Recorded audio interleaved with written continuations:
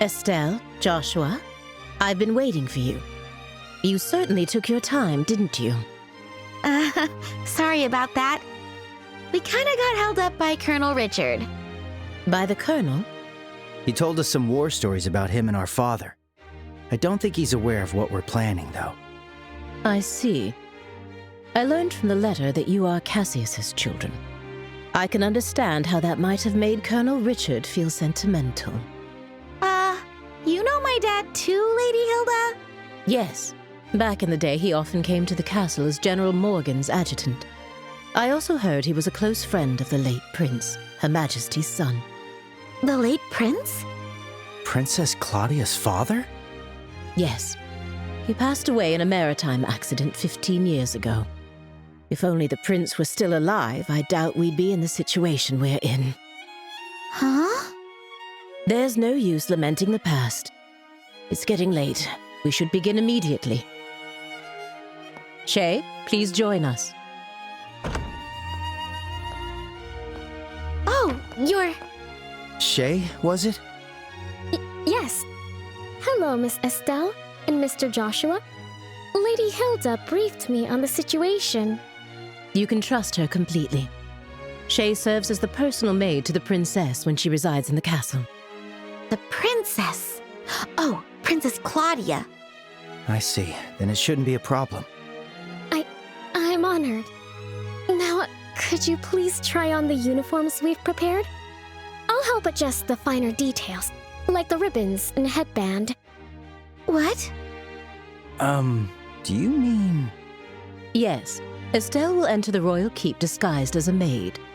If we adjust her hair a bit, I don't think the guards will recognize her. Right. It makes sense. Uniforms are perfect for concealing individuality. This might just be the perfect disguise for sneaking into the royal keep. So I'll be wearing a maid outfit, huh? I've always thought they were pretty, especially after meeting Leela. They're so frilly and cute, but they also look easy to move in.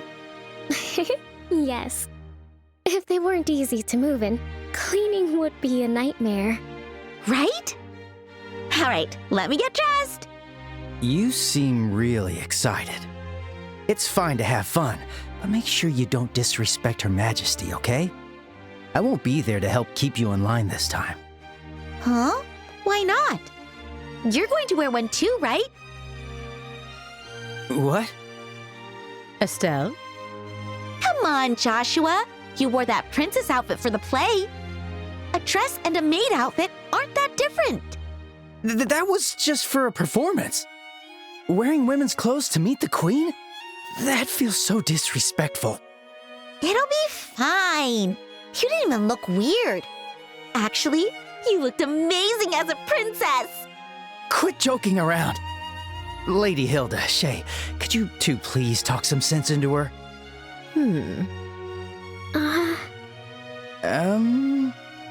I see. Yes, this might work. Shay, we still have that hairpiece for the princess, don't we? Yes, there's one that's never been used. It's long black hair, so I think it would suit Mr. Joshua perfectly. Wait a second. It's decided. 3 against 1. Majority rules. If you please, the dressing room is right this way.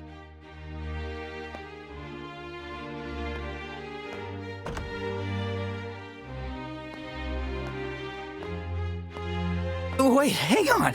I never agreed to this. All right, fine. At least let me change by myself. Wait, Shay, is that makeup? Kids these days.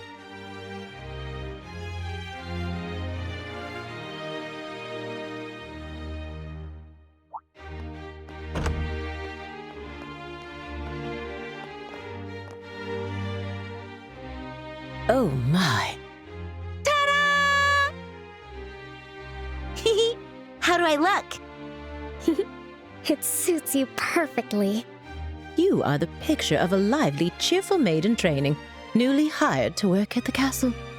And with your hair down, no one will suspect a thing. I might just have to offer you a job here when this is all over. Well, I still have bracer work to do, so I wouldn't be able to. But more importantly, come on out, Joshua! We're all waiting for you! Huh? Do I really have to? Yes, you do! Don't make me come in and drag you out! All right, all right. Guess I've got no choice.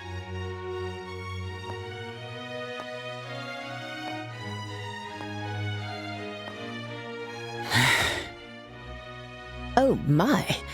It's almost frightening how well that suits you. I know, right?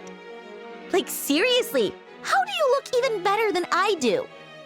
The makeup was definitely worth the effort. Okay, get it all out now. All right. It seems we have everything in order. I will now escort you to the royal keep. Remember, you will be treated as maids in training, so please act accordingly. Right, understood. Oh, we're finally meeting the queen. Yeah, this is the moment of truth. We need to stay focused and make it into the royal keep. The way your face is so serious while dressed like that? So funny! Well, excuse me for not dressing more seriously. You're the one who forced me to wear this thing. Okay, I'm sorry. Come on, don't be so sulky. I'll treat you to some ice cream later. Unlike you, I won't be bribed with food. Hey, when have I ever been bribed with food?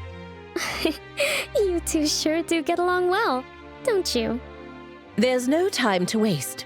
We must head to the royal keep at once.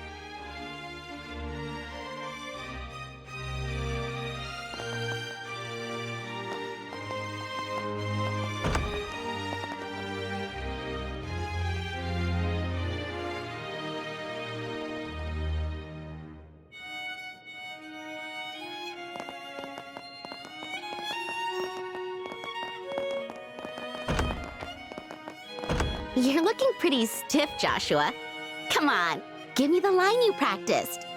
Welcome back, Master. Perfect! Now you're a prim and proper black-haired maid. Very nice. Keep the teasing down, will you?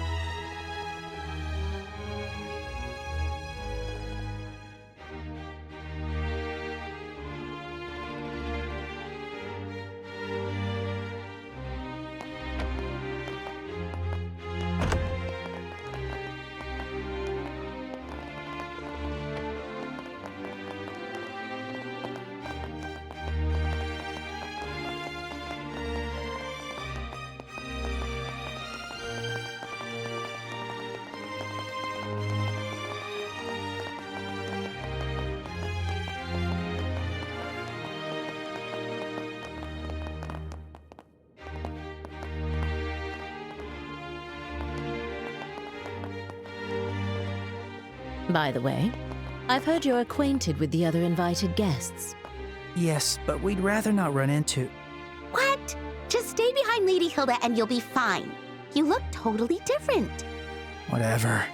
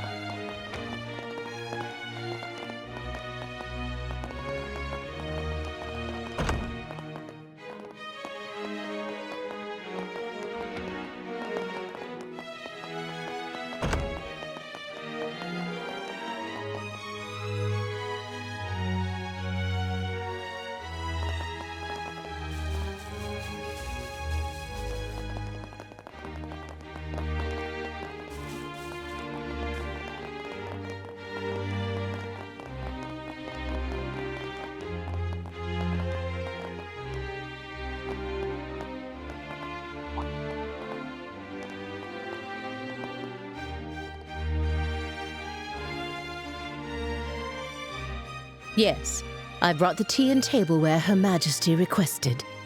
The situation has been rather inconvenient for her, you see.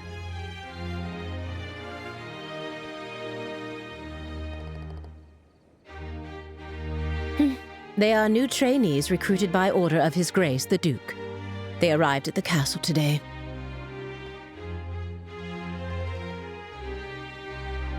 Thank you.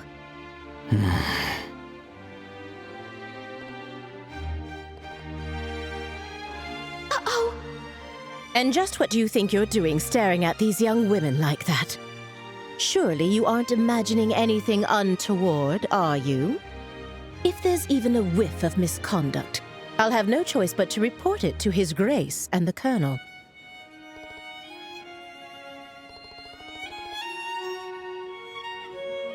I should hope not.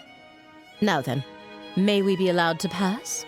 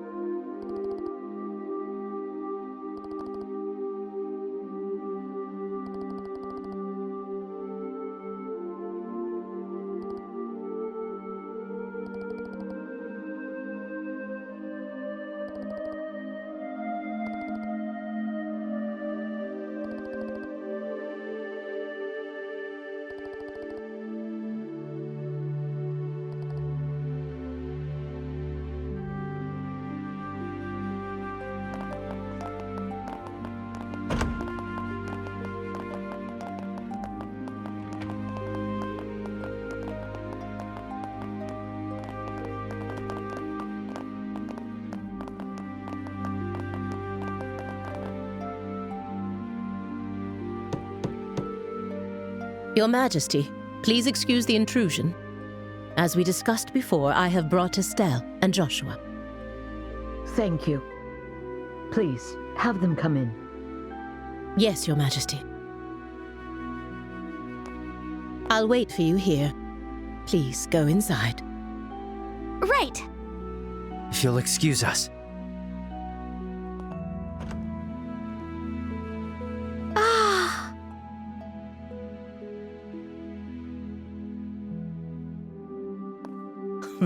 Welcome, both of you. My name is Alicia von Auslese. I am the 26th ruler of the Kingdom of Liberal.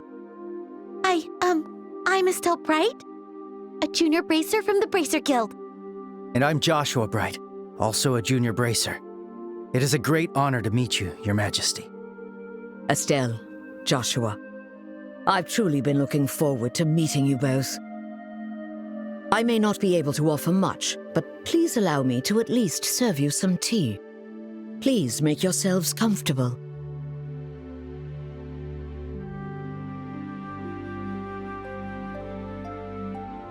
I see.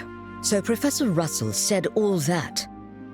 A black orbment capable of halting all orbal energy. And Colonel Richard has managed to acquire it. The professor said if anyone knew what Colonel Richard intended to do with it, it would be you, Your Majesty. Do you have any ideas? There is one possibility that comes to mind. However, I find it hard to believe that the Colonel would know about it. I hope it is nothing more than my imagination, but... And what is it? I suppose it is all right to tell you. A massive orbal reaction was detected beneath the royal capital a decade ago. Professor Russell from the Central Factory was the one who led the investigation of it. A massive orbital reaction? If it was beneath the royal capital, could it be near the sewers? No, it was detected far deeper underground. Professor Russell speculated that it might be a relic of an ancient civilization that still functioned. A relic of an ancient civilization? She's talking about ancient items, like the orbital devices known as artifacts. Most of them, like the devices found at the tops of the towers, have long since ceased to function. But some, like the Dalmore family heirloom, still retain their power. Something like that is beneath the capital? Then that gospel ornament might be... Something designed to disable the function of that relic. Is that correct? Yes. However, we still don't know what the relic is or why it was buried in the first place. Unfortunately, Professor Russell's investigation concluded without a definitive answer, which is why it is so difficult to understand how Colonel Richard found out about it. I see. In any case, it's likely something bad could come of this. Oh, just when I was starting to think he wasn't so bad, and it turns out he was planning something horrible. If his actions are going to harm others, then it's definitely a job for bracers. We have to stop the Colonel, no matter what. I'd expect nothing less of Cassius's children. Your Majesty, did you know our father? He was a dear friend of my late son, and the hero who saved our fair kingdom. Even after he left the army to become a bracer, he continued to serve the kingdom admirably. I see. I had no idea. Knowing his personality, that doesn't surprise me at all. I wonder, do you know what he did in the war 10 years ago? Do you know how he distinguished himself? Not really, no. Then perhaps it falls upon me to tell you. Estelle, Joshua, would you mind indulging an old woman by listening to her reminisce about the past? Yes, of course. We'd be honored to listen.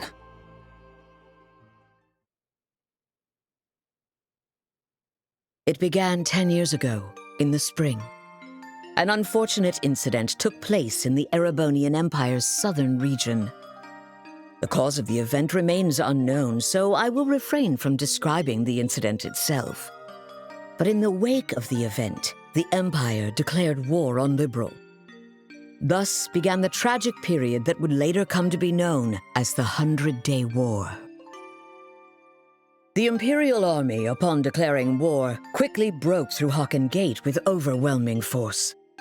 It wasn't long before all of Liberl, save for the royal capital, fell to Imperial occupation. The invading forces were said to be nearly 3 times the size of our entire royal army. Reinforcements from Calvard couldn't arrive in time, and it seemed inevitable that the royal capital itself would soon fall. However, 2 months after the war began, the tide of battle shifted in a way no one could have anticipated. With newly developed patrol airships, we recaptured key checkpoints and cut Imperial supply and communication lines. Then, the Royal Army launched an attack by water from the Leiston Fortress, reclaiming each region. Zeiss, Rouen, Bose, Roland. The Imperial divisions occupying each area were cut off from their supplies and defeated one by one. The mastermind behind it was your father, Colonel Cassius Bright. At the time, he served as General Morgan's right hand and was Colonel Richard's superior. Thanks to the mediation of the Bracer Guild and the Septian Church, the war finally came to an end. However, by that time, Cassius had already lost something irreplaceable to him. Lena Bright, your mother, Estelle. The clock tower was destroyed in an act of desperation by an Imperial division cornered by the counterattack.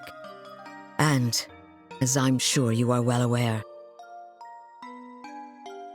Cassius was unable to be by his wife's side during her final moments.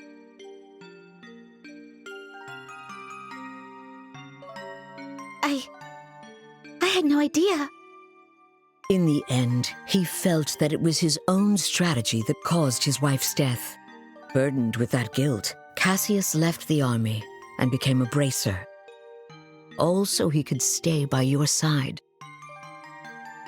and always be there to protect those he loved. But that's just so foolish, Dad. Mom didn't die because of you. Of course she didn't. Estelle. Yes, you're right. The fault is mine. As queen, I failed to protect the people of this kingdom. I'm sorry, Estelle. I'm sorry I wasn't able to protect your mother. I can't tell you how long I've wanted to apologize to you. You don't need to apologize. You've kept the peace ever since the end of the war. Dad and everyone fought so hard to protect this kingdom. And Mom, she protected me with her life. It's enough just to know that. Estelle, thank you, kind child. I'm truly grateful that I had the chance to meet you. From the bottom of my heart. Your Majesty.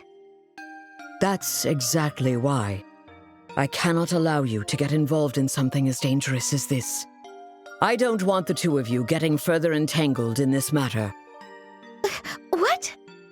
But Lieutenant Schwartz asked us to do whatever we could to help you. And for that, I thank you. But with Cassius away, if anything were to happen to you, how could I ever face him again? I want you both to return home to Roland and wait for your father's return. But Your Majesty, the peace that our father worked to create and that you've worked to preserve, it's beginning to waver. Joshua. It's not just about the gospel. If Colonel Richard is able to make the Duke king, what'll happen to that peace? I ask you to consider that. Your Majesty, we became bracers and continued our dad's work. We fought against sky pirates, received the letter, opened a strange parcel, and traveled around the kingdom. In a way, it feels like Dad's been guiding us the whole time. And so, I want to protect it too. This peace that we cherish. I want to protect all the wonderful people we've met along the way. The people I love. I want to protect them in my own way. Just like you do. Just like Mom did. Estelle, It seems she was right about you. Huh? I've made up my mind as well. Through the two of you, I would like to make a request to the Bracer Guild. Your Majesty! Your Majesty, please just say the word. I want you to rescue those detained by the Intelligence Division, including my granddaughter, Claudia. So it's true! The princess is being held somewhere against her will. Yes. In hindsight, I believe this coup began the moment I decided to push for her to be the next queen. Instead of Duke Dunan, you mean? Yes, my nephew, Duke Dunan, is a man with various eccentricities. By contrast, though inexperienced, my granddaughter has shown great promise. When thinking of the kingdom's future, I decided to support Claudia. I don't really know much about the princess, but I'm pretty sure you made the right call. Unfortunately, as in every age, there are those who oppose women wielding power. And now, with memory still fresh from the recent invasion by a foreign power, the idea of two successive queens may make the kingdom appear weak. I have no doubt that there are those who harbor such feelings. You're talking about Colonel Richard, aren't you? Precisely. He somehow discovered I was planning to support Claudia as our next queen. He then relayed this information to the Duke, which led to this coup. His goal appears to be controlling the Duke from the shadows and turning Liberal into a military powerhouse. I see. The full picture is coming together into view. What exactly is he going to do to turn Liberal into a military powerhouse? There are a few possibilities, like raising taxes to increase military spending, developing orbital weapons of mass destruction, implementing mass conscription, legalizing contracts with Jaegers, something that's currently banned in Liberal. No way! The Colonel has already demanded I implement those things. At the time, it seemed to come from a place of pure patriotism. But I simply refuse to endorse an idea that I don't believe in. A nation isn't defended by her military strength alone. Diplomatic efforts, cooperation, and alliances with neighbors. Technological and economic exchanges that foster wealth throughout the lands also serve to protect our nation. You are absolutely right, Your Majesty. Yes. What we need is trust. But the Colonel dismissed this as nothing more than a naive feminine ideal. Then he demanded my abdication in exchange for Claudia's safety. Many have had their families taken hostage, leaving them unable to defy the Colonel. But I am the Queen. I cannot hand over the future of our kingdom just because of a threat to my family. And yet Claudia is my one and only granddaughter. I cannot simply abandon her. Your Majesty, please don't worry. We fully understand your request. We will rescue the princess and all those who are being held captive. Thank you, Estelle and Joshua. With that, I can stand firm against the Colonel's threats. Is there anything else we can do? There's still the matter of the gospel after all. Plus, I think we can help you escape. Thank you, Estelle. But even if I were to escape, it wouldn't change the situation. As for the gospel, there are a few things I find troubling. I must confront the Colonel directly and demand an explanation.